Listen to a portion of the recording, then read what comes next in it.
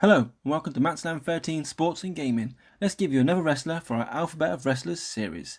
And today's letter is M, and we've chosen the $1 Million Man, Ted Dibiosi. Oaks, can you give me your best $1 Million Man laugh? Let me just clear my throat.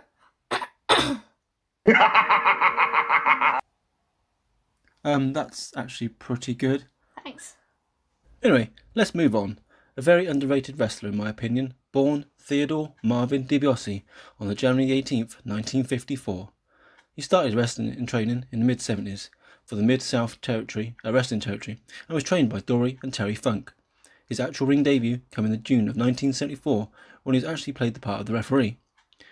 He then joined WWE, or WF as it was known then, in 1979 and became the first ever North American champion. But then, as normal, thing there was wrestlers going on these days, they were moved around from brand to brand, including All Japan Pro Wrestling. He had feuds with Jerry Lawler, Michael Hayes, and forming a tag team with Stan Henson. We now move to 1987, where he joined the WWE and soon built up the character we all know as the $1 Million Man. He was accompanied to the ring with his bodyguard, Virgil. The character would be seen in numerous promos, splashing the cash on everything he wanted, riding in limos and travelling on private jets. What's great though is WWE actually paid for all the first class tickets on the planes, etc., to make this character more believable.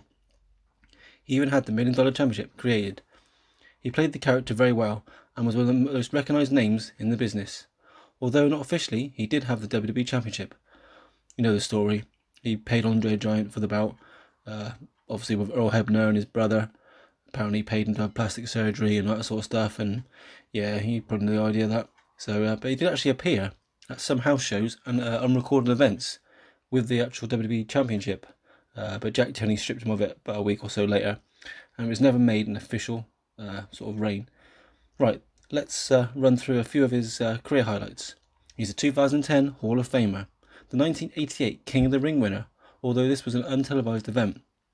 His most high-profile match was the final of the WWE title final for WrestleMania 4, where he lost to Macho Man Randy Savage. He's a 3-time Tag Team Champion with RS, 1-time 24/7 Champion. He was actually part of the WWE creative team in the mid-2000s and was also around the time he introduced us to his son, Ted Dibiosi Jr. A couple of random facts now. He introduced The Undertaker to the WWE Universe as a mystery member of his team in Survivor Series 1990. He is an ordained minister. His character is based on what Vince McMahon wanted to be himself. He bought the number 30 spot from Akeem at the 1989 Royal Rumble. At the 1990 Royal Rumble, he set a 45-minute record. He formed the $1 Million Corporation in the mid-90s, buying the contracts of wrestlers, which included Bam Bam Bigelow, Karma, King Kong Bundy, Psycho Sid, 1-2-3 Kid, and Tatanka.